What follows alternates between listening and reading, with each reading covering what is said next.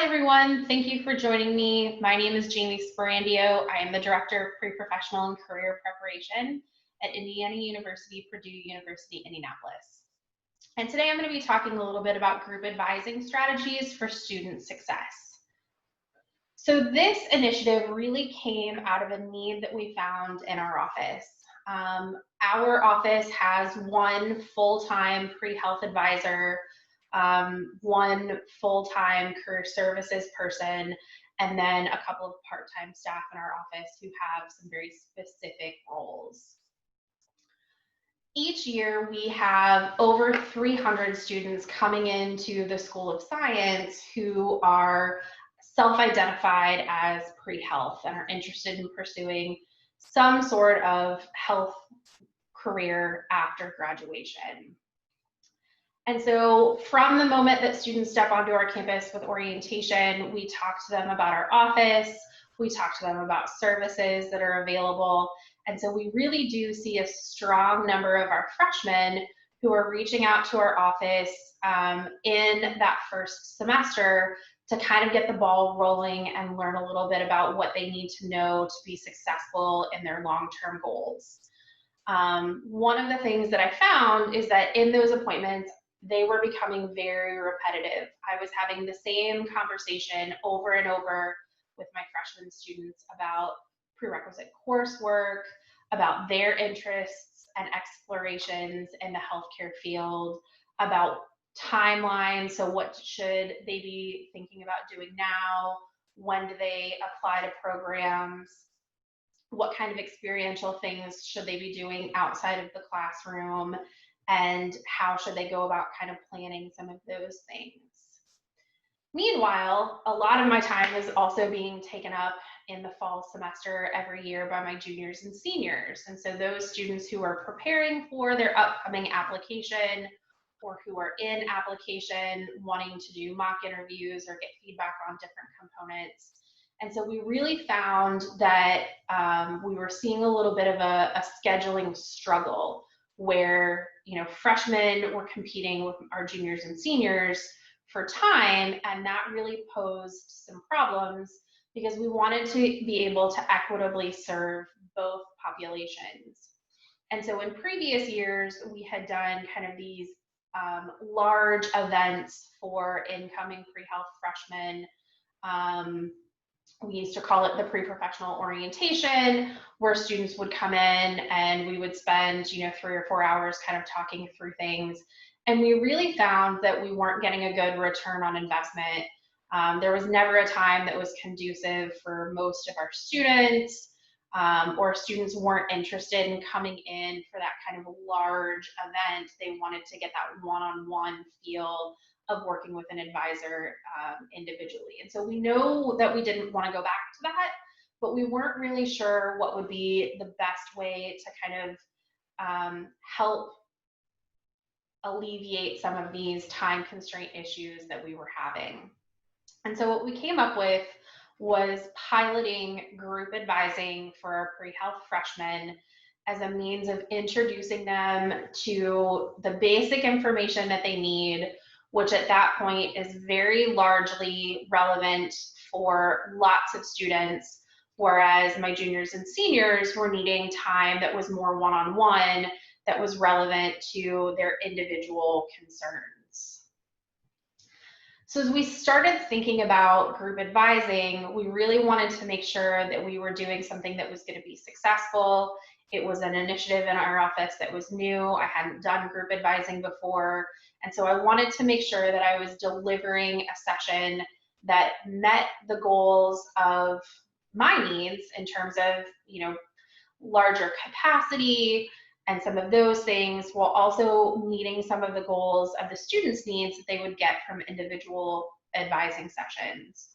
And so we started with really thinking about our student population and, did it make sense to just hold group advising sessions that were open to anyone who was a pre-health student, or did we want to really think a little bit more granular and try and do things from a pathway specific plan?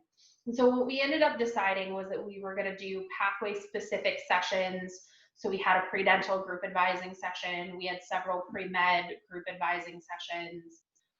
But we also held one that was just kind of come one, come all, whether you're interested in something and one of the sessions couldn't meet your time constraints, or you know that you're interested in healthcare, but you're just not really sure, you know, which pathway is the right fit for you at this point. Next, we really wanted to take a backward design. And so for folks who are maybe not as familiar with backwards course design, that's where you're really starting with the learning outcomes of a course, or in this case, the learning outcomes of our advising session, and working backwards to think about how do you achieve those through meaningful activities, assessments, things like that, to ensure that students are actually achieving the learning outcomes that you've set out. Knowing that we were working with freshmen, we wanted to be very mindful of scaffolding, and so building upon some of the things that they had learned in orientation, but also providing a foundation for them to continue to build on. I wanted to be very cognizant of the fact that, you know, I don't want to throw all of the information at them at once.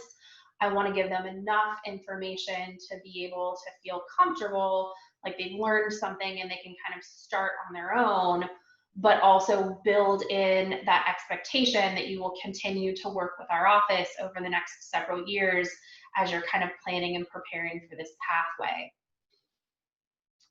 Our campus was also involved in the TILT program, and so that's Transparency in Learning and Teaching, and that's an initiative headed by Marianne Wilcombs, who at the time was out of the University of Nevada, Las Vegas. And so having been part of a TILT pilot on my campus, I had learned a lot about the importance of transparency, particularly for our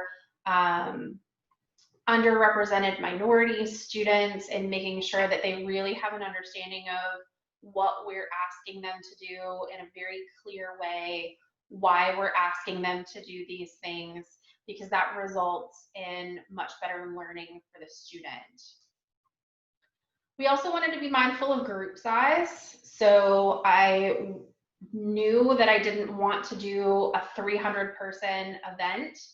I wanted it to have some of that feel still to advising. And I feel like when you do some of those larger events, they become much more lecture focused, where maybe you're, you know, presenting for the majority of the time and then saving a few minutes for questions and then, you know, kind of sending students on their way. We really didn't want to do that. We wanted to make sure that we were still kind of keeping the feel of an advising session. So we were intentional about making sure that our groups weren't too large. They were enough that we felt like we could manage them and still keep that interaction. And finally, we wanted to make sure that there was interaction. And so it was really important to us to make sure that students were interacting with me as the advisor, but also that they were interacting with each other, because we know the importance of making sure that, you know, when students interact with each other, that promotes that learning and support. It also normalizes some of the fears or questions or concerns that they may have. And so we wanted to make sure that the session was interactive, also as a way of keeping students engaged. Because we knew, you know, a typical advising session is maybe 30, 45 minutes, whereas this group advising session, you know, was going to be an hour or longer. So this is the structure that we came up with for our group advising appointments. And so we really started with that backwards design as we were creating the curriculum, so to speak, of the advising session, and really thinking about what are the goals that are important for a first-year student in their first-year semester to have some working knowledge of, and then what are some things that we would want to build on, and how can we make sure that we do that. The other thing that was really important to us is making sure that we were being transparent throughout the session. So as you can see, you know, we started off with introductions, and part of that introduction time, in addition to, the students introducing themselves and telling us a little bit about who they were and, why they were here, was also me talking a little bit about what's the purpose of group advising, why are we doing it in this format, what is the benefit to the student, what skills are they going to learn, and then also very clearly explaining those learning outcomes from the beginning so that students can have an understanding of what it is that we're going to be talking about. And by the end of the session, we could go back and say, yes, we've checked off all of these things that we wanted you to do. We also spent a lot of time in exploration. So I really think it's an advantage for students to start thinking early on, reflecting on why they've chosen this particular career path. So we spent some time doing a think, pair, share, where I gave students on a prompt, asking them to think a little bit about why it is that they're interested in this field.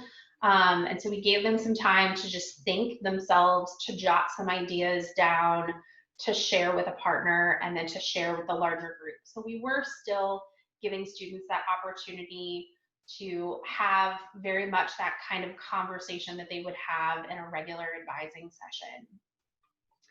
And then we kind of moved on to the scaffolding piece. And so here's where we really started to build on the things that they had learned in orientation and set a framework for future conversations. So when we did this pathway specific, we talked about the specific prerequisites, common prerequisites for their particular pathway. And then I had asked them to bring a copy of their degree map because we knew we were going to have students from all across the School of Science, and we have a variety of majors from biology to math to computer science to psychology. And so we wanted students to be able to think of this within the context of what does this mean for me and my degree plan. So we spent some time just kind of going through the prerequisites, but then asking them to pull out their degree plans to look and see what courses were already part of their degree. So whether that's a core course or an elective option where they can take a prereq to fulfill that, and then kind of build that planning guide. And then we built on the idea that, these are things that you want to think about in a particular time frame.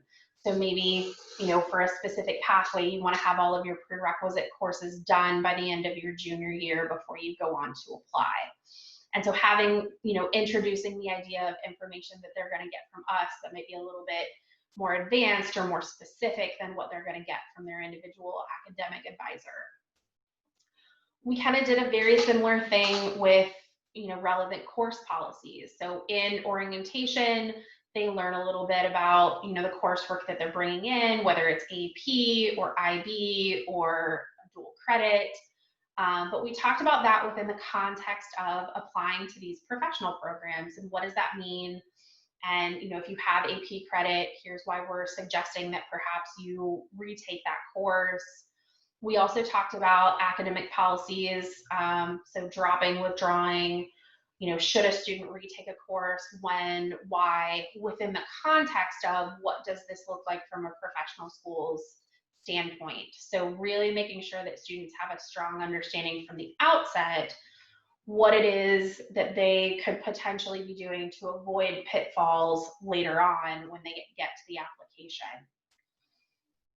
And then we also spend some time on timelines. And so we build 4-year timelines for students. They're general kind of guides to the 4 years of undergrad, specific to each pathway. And so we really focused on those first 2 years to get students thinking about what they should be doing in and out of the classroom in terms of preparation. And again, knowing that this is something we're going to build on in future advising sessions where we start to dive in a little bit more to what is the individual student doing, what's their specific plan or timeline for engaging in some of those really important experiential components. And then I spent a few minutes talking about, what is the role of the advisor? What can students expect? Kind of that idea of shared advising. We spent some time talking about our office. So we call our office the Preps office on campus. And so what students can expect from a pre-health advising standpoint, but also from career services. So thinking about coming in and having their resume looked at, or attending a career fair, things like that that might be helpful to them. And then we saved time for questions. And in the first iteration of this, I did not save enough time for questions. So the first year, I think I saved somewhere between 5 and 10 minutes at the end of every session. And I wasn't particularly intelligent about planning these because I planned group advising sessions back to back. And so I would have lots of student questions at the end and not necessarily enough time to answer all of them. And so as we moved on into the second iteration of this in the fall of 2019, I made sure to save much more time for questions. And also not schedule group advising sessions back to back. And so this gave an opportunity for students to ask, kind of more specific questions within the context of the group, because we know that, if one student has a question, it's very likely that other students are going to have similar questions. And so that really kind of would start some discussion. And then I did make sure to save, a few minutes at the end if students had specific questions about things that were specific to them that they maybe weren't comfortable or didn't think was appropriate to share in the group. And then really talked about what would future advising sessions look like. So, when you come in for a one-on-one advising session, here's where we can kind of dive into the nitty-gritty of your specific situation. So we learned a lot of things. One of them is that success does not come at the first try, which I don't think is a surprise to anyone. There were a lot of things that we didn't think about the first time. One of them was clear messaging to students. So I was very intentional the first go around of making sure that I was telling students kind of what group advising is, why they should come, really pushing them towards this group advising model as opposed to these individual appointments in their first semester. And that was helpful. We had a much better turnout than I had expected. And so the second time around, we realized that it was also important on the outset, not only to tell them what to bring, but why. So we asked them to bring their laptops, we asked them to bring their degree plans. Some of them did, some of them didn't, but we noticed the second time when we were much more intentional in our messaging, when we were inviting students to sign up for these sessions, that when we told them, hey, we want you to bring your degree plan so that we can talk about the academic component of preparing for these things within the context of your own degree, that prompted students much more to bring in some of those things that we had asked for. We also learned that the more transparent the session was, the more students were engaged. So at the very beginning of doing these group sessions, I tried to be much more transparent. And then as I learned that I wasn't saving enough time at the end for questions, I kind of cut back on that transparency a little bit. And that was a big mistake. One of the things that I learned from the first go around is when we weren't being transparent with students about why we were asking to do things or how this was going to benefit them specifically, they weren't as engaged in some of those discussions. I had lots of students who just kind of sat around and absorbed, which is great because for some students that's how they learn. But the more transparent I was about how this is going to benefit them and why we were doing things the way that we were doing, the much more engaged and lively those sessions became. I also think location makes a huge difference. So I was pretty intentional from the outset about not holding these sessions in a classroom. I didn't want to have that classroom feel. Most of our students in their first year are predominantly in very large lectures where they're used to a faculty member getting up, kind of lecturing at them, and then maybe saving some time for questions, but usually not. And so I wanted to put them in an environment that was different so that they, from the outset, had a different expectation. So we really tried to hold these as much as possible in our conference room. And we have a boardroom style conference room that's a very long table, where students were all facing each other. I sometimes was sitting down at the table with them, having conversations, making sure not to be at the head of the table. I actually would sit kind of on the side.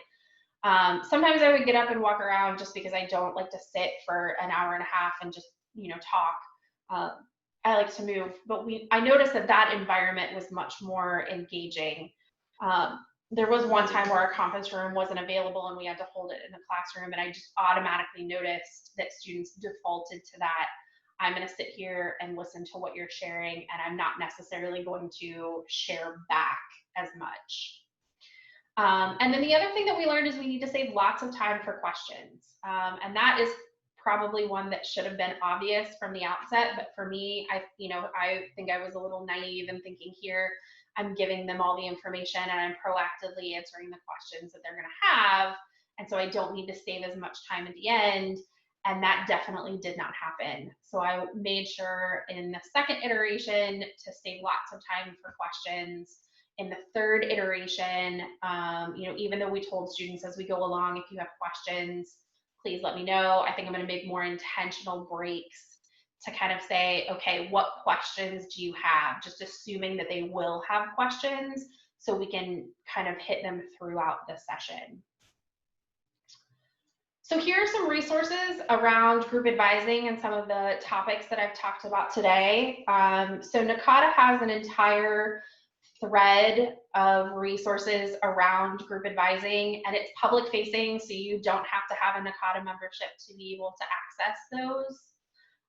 In addition, there are several resources that became really important for us to use that were kind of outside of that NACADA set of resources. So particularly Marianne Winkelm's information on the TILT project and why transparency is so important. And then the IU Center for Innovative Teaching and Learning, they have an entire page on backwards course design, which was really helpful as we were kind of thinking through the curriculum piece. So thank you so much for listening to my presentation today on group advising. I am happy to chat offline if folks have questions, if this is something that you've done on your campus and you have ideas for how I can make my sessions better, if you have questions about how to get something started on your campus, I'm really happy to chat via email. So thank you so much.